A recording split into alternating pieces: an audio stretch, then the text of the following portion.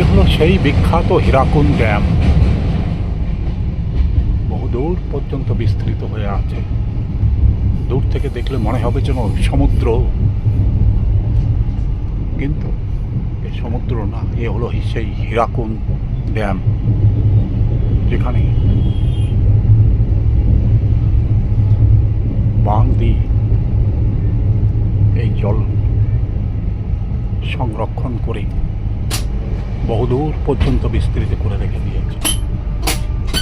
এবং এই হীরাকুন্ড ড্যাম থেকেই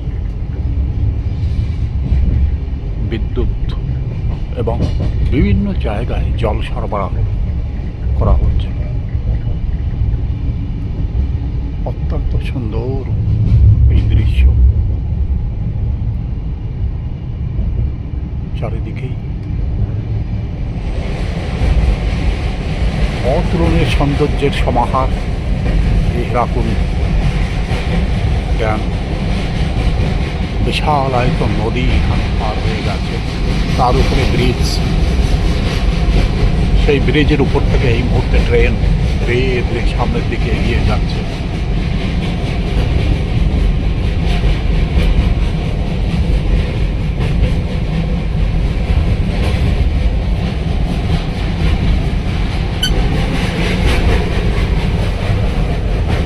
চমৎকার দৃশ্য।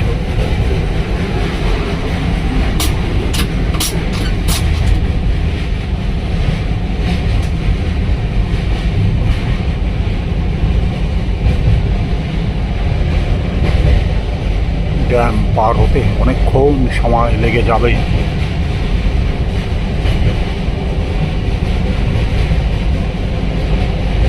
বিশাল আয়তন এই নদীর মধ্যে ছোট বড় পাথর খণ্ড জেগে আছে।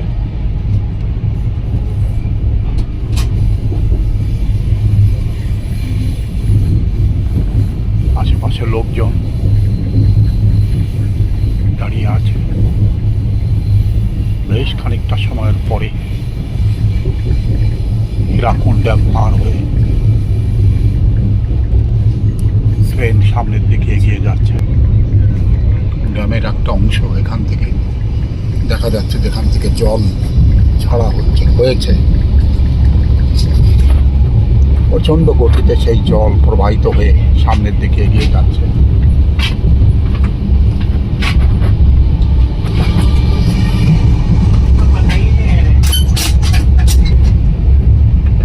সামনে ওভারব্রিজ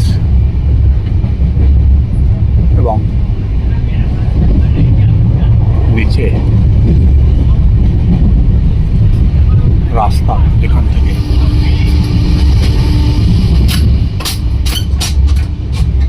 যে কোনো যানবাহন চলাচল করে থাকে।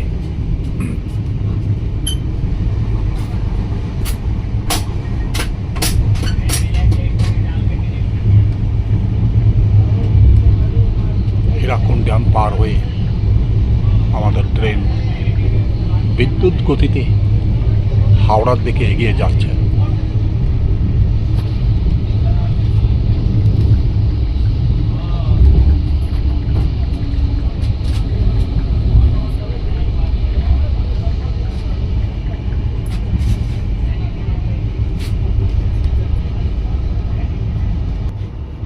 এখান থেকে গ্রামে বা শহরতলির দৃশ্য অত্যন্ত সুন্দরভাবে দেখা যাচ্ছে। ট্রেনের গতি মন্থর হয়ে গেছে।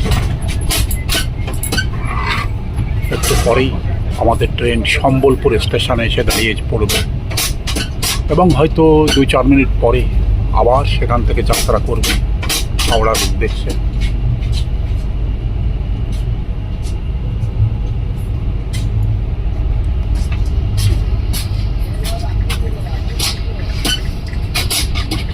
দূরের গাছপালা,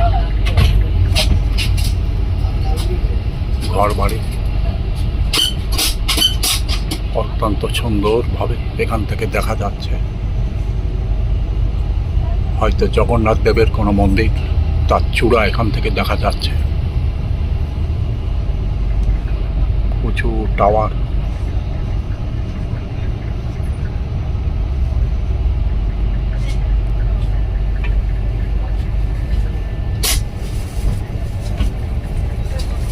স্টেশনের একদম কাছাকাছি আমরা পৌঁছে গেছি।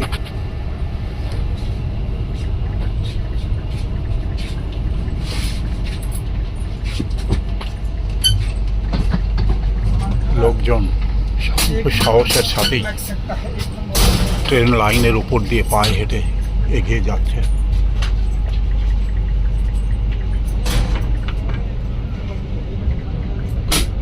ধীর গতিতে ট্রেনখানা এগিয়ে যাচ্ছে। দু একটা লোক ট্রেনের লাইনের উপর থেকে হেঁটে হেঁটে এগিয়ে যাচ্ছে। যদিও ট্রেন লাইনের উপরে চলাফেরা মোটেই নিরাপদ নয়।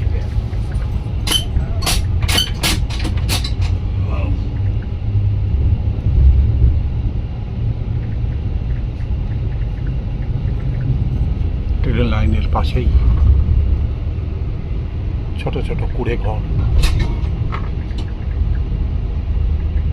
পরপর এখানে সাজানো রয়েছে ঠিক যেন ছবির মতো।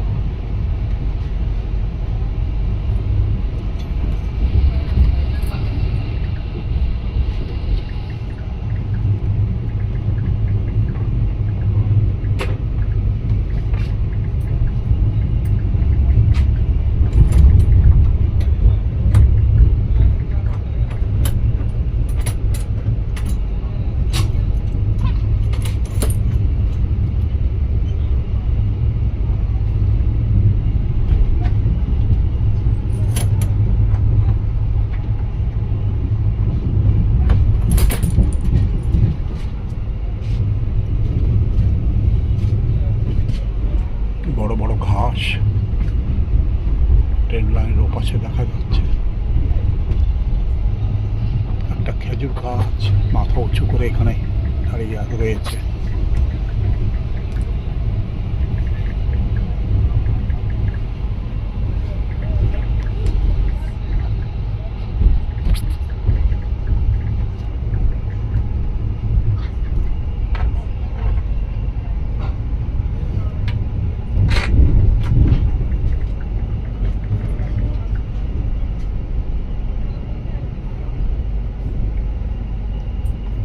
ট্রেনের গতি একদমই কমে গেছে।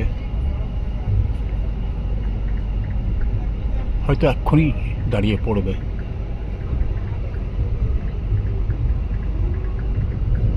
পরপর রেল লাইন এপাশে ওপাশে সাজানো রয়েছে। কোনোটা পরিত্যক্ত, যেখানে রেল চলাচল করে না, আর এই পাশেরগুলো সচল অবস্থায় রয়েছে এবং ট্রেন তার উপর থেকে প্রচণ্ড গতিতে ছুটে যায়, কখনো উত্তর থেকে দক্ষিণে, কখনো পূর্ব থেকে পশ্চিমে, আবার দক্ষিণ থেকে উত্তর বা পশ্চিম থেকে পূবে। 24 ঘন্টায় যেন এই চলাচল চলতেই থাকে, এর কোনো বিরাম নেই।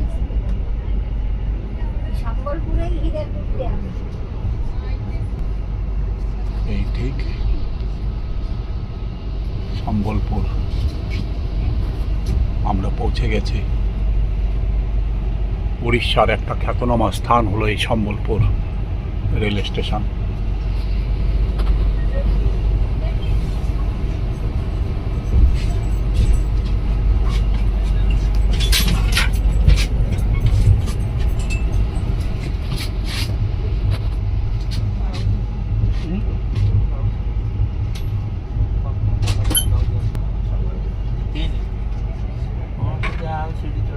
বহু মানুষ আগেই অপেক্ষা করে আছে কখনই ট্রেন এখানে এসে পৌঁছাবে, এবং মুহূর্তের মধ্যে তারা এই ট্রেনে উঠে তারা তাদের নির্দিষ্ট গন্তব্যে পৌঁছে যাবে। তাই ট্রেন আসতেই সবাই ছোটাছুটি শুরু করে দিয়েছে। ও পাশে গোরখপুরের যাওয়ার জন্য একটা ট্রেন ওখানে দাঁড়িয়ে আছে।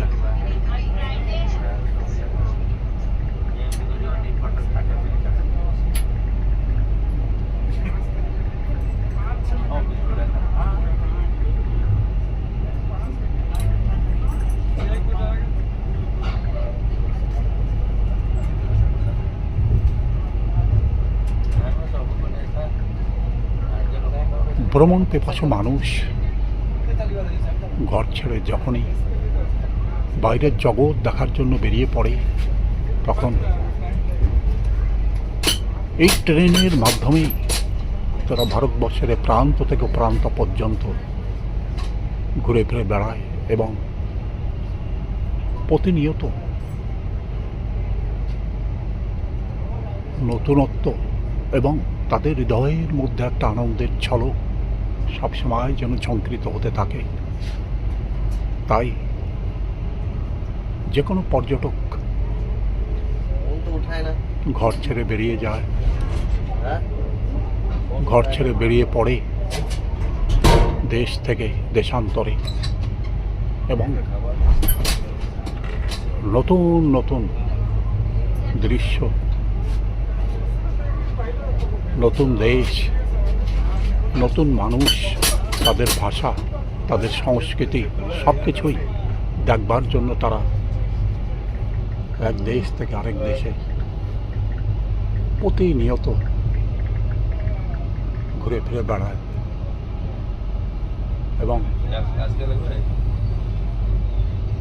আনন্দে অধীর হয়ে ওঠে।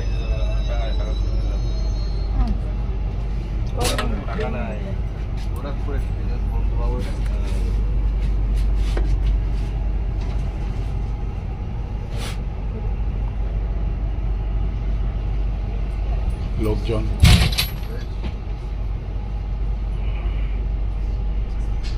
ছুটে ছুটে তাদের নির্দিষ্ট ট্রেন ধরবার চেষ্টা করছে। सामने देखो गोरखपुर एक्सप्रेस खड़ा है, देखो। हाँ, पूर्वांचल जाता है ना, पूर्वांचल। अभी ना इसमें ना खाना वाना ऑर्डर কিছুক্ষণ পরেই, কয়েক মিনিট পরেই এখান থেকে ऑर्डर तो किया, पता नहीं आएगा कि नहीं। ট্রেন ছেড়ে দেবে। IRCTC से ऑर्डर किया, लेकिन ना फोन किया तो उठाता नहीं उन लोगों। हाँ हाँ, संबलपुर में